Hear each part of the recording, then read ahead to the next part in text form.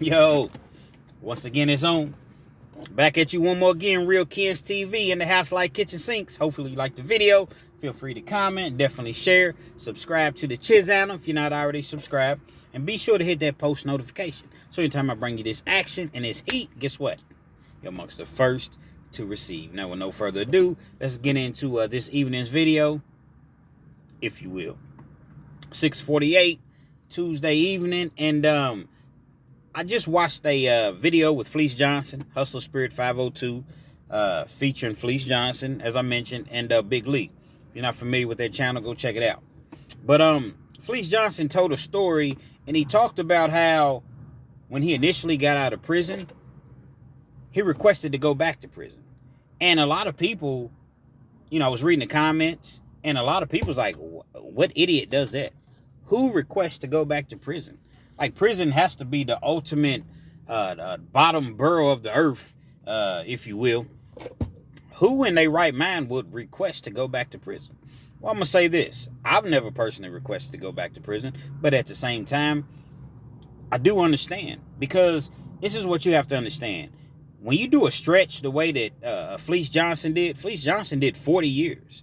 We're not talking about just doing 3, 4 years, 5 years, and that's long enough. But he did 40 years. So imagine, doing 40 years in prison, he was probably the man where he was at. When people needed something, he had, like he said, he operated 3, 4 different stores. Now, operating a store in prison simply means, okay, just like on the streets. You see, when you go to the store to get something, you bring currency. Well, in prison, if you don't have any money, you go to the store man. Okay, I need 3 noodles. Okay, 3 noodles. I need 5 back. I need 3 sodas. 5 back. I need 5 sodas. Okay, give me 8 back. You see what I'm saying? So that's how the store operates in prison. So Fleece Johnson was probably in, with the COs, anything that a person needed or whatever. Like, he was that guy. He was that man. You have to understand, Fleece didn't even want to get out of prison. When he went to the parole board, guess what? He cursed them out, probably kicked a few chairs over, what have you, and they asked you to step out of the room. When you step out of the room, they discuss whatever they discuss. Then there's like a buzzer. They buzz you back in. You go in. Mr. Johnson, unanimous decision. I'm going to give you parole today. He didn't want to go home. But once they grant you parole, it ain't like you can just stay in prison.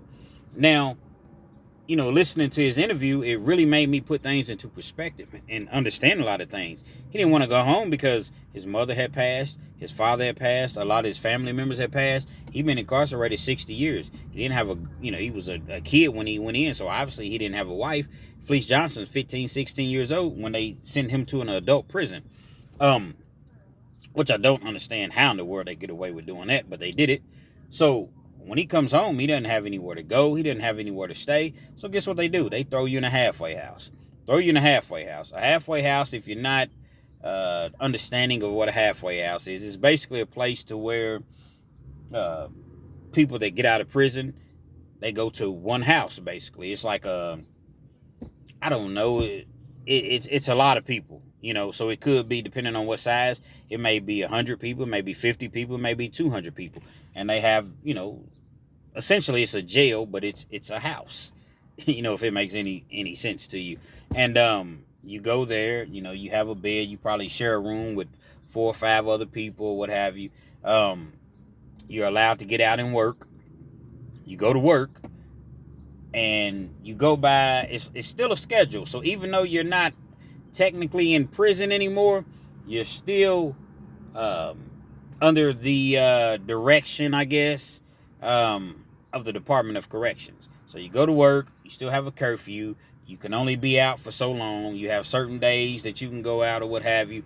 Now, they used to do furloughs. I'm not sure if they still do the furloughs anymore, but if you was at a halfway house, you go home, or you can go, sign out with your family or someone, your girl or something like that, for 24 hours. Then eventually it goes to 48 hours. Not sure if they do that anymore. But you get a halfway house, and the purpose of a halfway house is to get on your feet. Problem is, with a halfway house, everything's about money. So when you go to a halfway house, you got to figure out how you're going to get from point A to point B. You don't have a car. been locked up 40 years. He ain't have a car. He ain't no family. So, you got to catch the bus from here to there. You get a job. He talked about how he got a job, a nice paying job. And they take 25% of your earnings, of your gross. So if you bring in $700 a week, let's use around, if you bring in $800 a week, let's just say 800, well, that's before taxes. 200 of that is going to the halfway house. And so with the rest of your money, you're responsible for putting your money up, getting the things that you need. If you owe child support, anything like that, it's going to come out of it. So by the time you save, 4 or 5 months goes past, you have enough money to go out and find you an apartment. So a halfway house can be beneficial, but at the same time, it's very, very difficult when you're in a situation like Fleece Johnson. Just think about it. You don't have no clothes. When you first come home from prison, man, in Kentucky, they don't give you a dime. You don't get nothing. You're lucky if you get a bus ticket. And they'll give you a bus ticket, but the thing about it, it may not necessarily take you exactly to where you're going. So if you don't already have any money on your account that you've accumulated, which is very, very difficult to do in prison because they don't pay you anything in prison, pennies, crumbs, you're going to come home with nothing. You don't have any clothes. You don't have no money. So you're already starting out in a bad situation. Well, you have people that say, well, make it work. Whatever it takes, man. At least you don't have to go back to prison. Yeah, it's easier said than done. When you go from being a man in prison to where you out here in the streets, think about it, 40 years, all the technology, all the different things that have taken place and transpired over the last 40 years. And you're having to get adjusted to that. You're having to, okay, prison was one way. Now I'm in somewhat of a free world. So I'm having to, just register and just get everything that's going on in this world. It's like, I don't know, man. This can be very, very difficult to adjust to. Gets a job. I think he said he was making $27, $28 an hour. Construction site. Everything's cool. Next thing you know, they call him into that office, the infamous office. Need to talk to you, Miss Johnson. We got to let you go. Come to find out, the people found out who he was, Fleece Johnson. He was on, I think it was Lock Up Raw, MSNBC. They get to getting word and going back, probably looking at the footage. Let him go. So now they let you go. Well, guess what? The halfway house, they still need their money. They still want their money.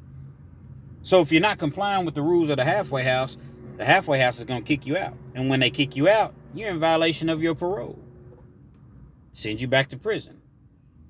So Fleece, he's trying to get another job. Every job that he goes to, now the word is spreading. This is Fleece Johnson. If I want you, I'm going to have you. So now they won't even let the man make a living. Word travels.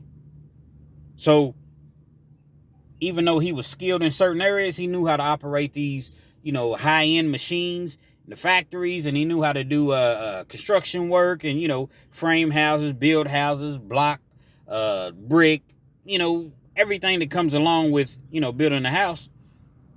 Once they got word that this was Mr. Fleece Johnson, guess what? They let him go. So how's a man supposed to live? How's a man supposed to turn his life around? How's a man supposed to make a better way for himself? Now, he didn't have any kids, as I mentioned, because he was locked up for 40 years. He didn't have any family support. He didn't have anybody helping him. Everybody looked at him as a joke. Hey, that's Fleece Johnson, So guess what? He goes and tells the people, hey, man, go and send me back to prison. What do you mean, Mr. Johnson? Yeah, go and send me back to prison, man. This ain't working out for me. Are you sure? Yeah, let me go on back and finish my time. So he goes back to prison. He takes all the classes that he can take, because in the state of Kentucky, you can take classes. When you take a class, it knocks 90 days off of your sentence. Now, with that being said, they weaponize a lot of those classes. So, they play favoritism, politics. If you get thrown out of the class, or if you get a write-up, they throw you out of the class. So there's a whole lot of politics that come along with those classes. They weaponize them. Fleece went back, signed up for as many classes as he could sign up for. I know They usually allow you to take 2 classes at once, but back then it could have been more. But I know the last time that I was incarcerated, the facility I was in, you could only take 2 classes at once. Because what was happening was guys was taking 3 and 4 or 5 classes at once, and they're getting 90 days, good time, knocked off their sentence, and they taking 5 classes at once. You do the math. You see what I'm saying? So that's over a year, 15 months, shaved off your sentence. Guys is going home with a 10-year sentence. You doing 4 years, and then you back home. So I know that they had kind of cut back on the classes or what have you. But at any rate, Fleece Johnson, he goes back to prison. He's taking all the classes he can take. He didn't want to be on parole anymore. He didn't want the stipulations. He didn't want, my PO. Because you got to understand, parole is a lot more lenient now. But back then, man, parole, man, drinking a beer. You didn't even have to be in prison for a crime that was, related to drugs, alcohol. It could be child support. It could be credit cards. It could be checks. It could be theft. It could be something that has nothing to do with alcohol. You drank a beer, we're sending you back to prison. Literally, sending you back to prison. Whatever a PO says, your parole officer, they say you did it, you did it. It's crazy the way it works. Now you sit in the county jail for about 2 to 3 months, waiting to see the PV board. That's what it's called. You go in and you see the PV board.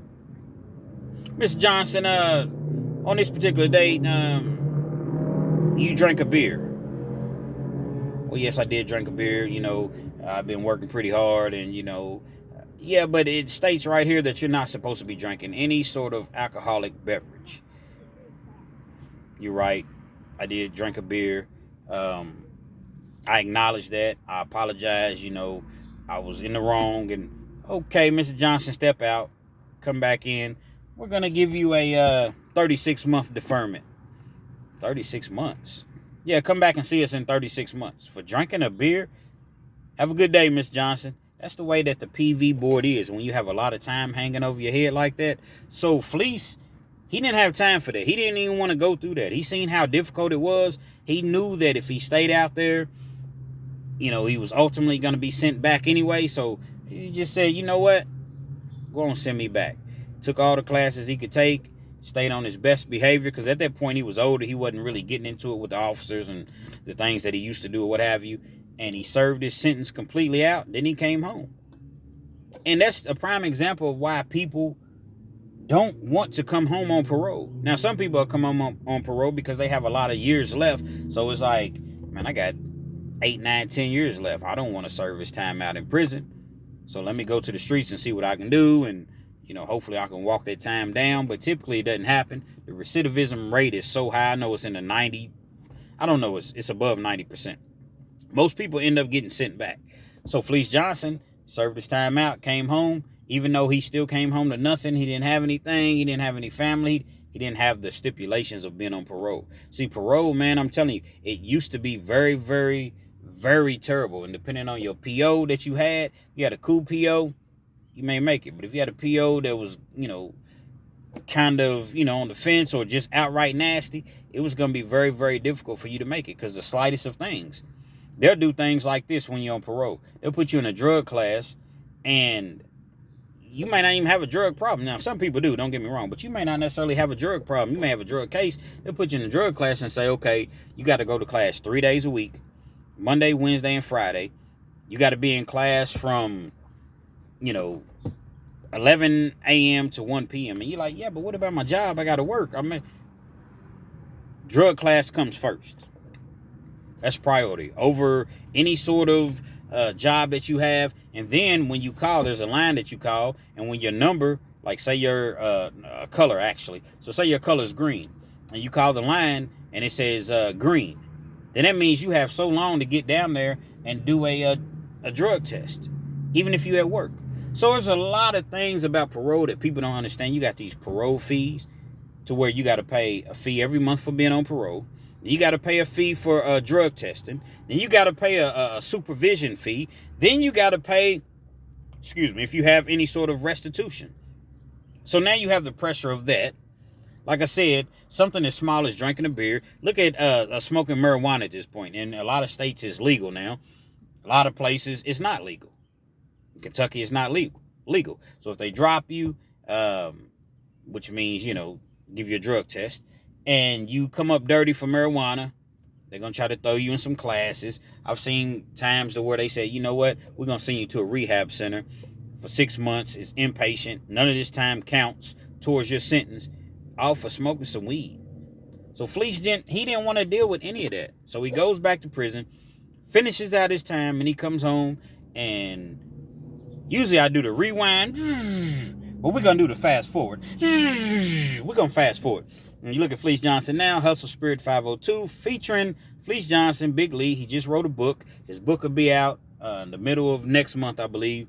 And, you know, he's able to actually get his story out. You know, he talks about how he's perceived in a certain way, but he never thought that he was getting out of prison. The warden came to him, told him say the most heinous things that he could possibly say to try to scare the youth, so that, you know, it's kind of like a scare straight program. So Fleece said that he said a lot of those things, but they just weren't true. He just thought that he was never getting out. I'm sure that they, you know, greased his palms a little bit, probably threw him a little extra commissary. I don't know. I'm just alleging right there.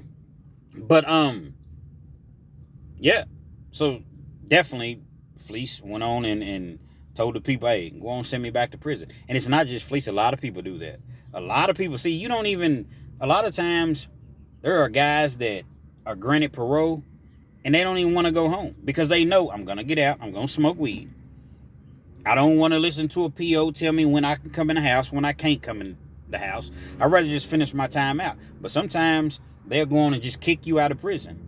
When you already there, you're doing your time, your family's already, if you have any family, they're already adjusted to you being in there. You're adjusted, you're taking all the classes, you're trying to come home. You don't even want to go out on parole because you know you stay out for a year and a half, you done got your apartment, or you've been on your job, and the slightest of things, boom, send you right back. Then you got to sit in the county 2 or 3 months before you even see the PV board. So when you sit in the county 2 or 3 months before you see the PV board, and they say, okay, we're going to give you a 15-month deferment, that 2 or 3 months that you sit in the county don't even count towards that 15 months that they give you. So now your 15 months starts from the day that you see the PV board. And it's just terrible, man. It's best to not even go to prison. But if you ever have to go to prison, I recommend just serving your sentence out, unless it's just so long to where you can't really, that way you don't have to put your life in the hands of another individual that at any given time they wake up on the wrong side of the bed, or you look at them wrong, or they just don't like you for whatever reason. Stand up, put your hands behind your back. What I do, stand up, put your hands behind your back, and they can write anything on their report. And guess what? Whatever they say you did, you did. Real Kens TV. Hopefully you liked the video. Feel free to comment. Definitely share. Subscribe to the channel if you're not already subscribed. Be sure to hit that post notification. So anytime I bring you this action and this motherfucking heat, guess what? You're amongst the first to receive. Now, for whatever reason, people are not getting notifications of my videos, so I would just encourage you, just check my channel. I'm dropping videos every day, at least every other day, on a regular basis or what have you. So, just check the channel out, man. You know what I mean? Real Kens TV.